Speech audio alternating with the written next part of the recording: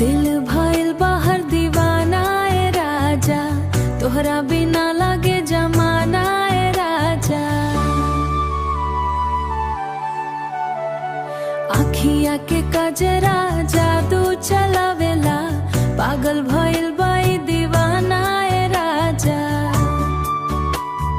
देवे बा होंठा गुलाब बदन सुगंध, तोहरा पे अटकल बा हमर परान।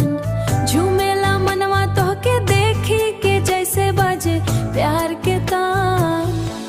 हुआ पतली कमरिया जब लचकेला, दिलवा हमर धक धक करेला। चांद जैसन चमके चेहरा, सबके नजरिया तोहरे पर रहेला। सुमर लासी सुमर लाशी, गलिया में निकलू तो हल्ला मचे।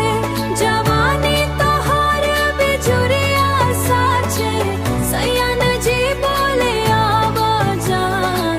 सुन के करे जा धड़के अच्छे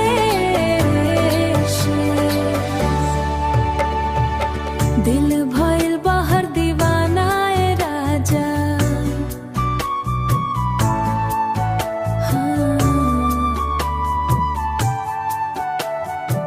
तोहरा बिना लागे जमाना ए राजा।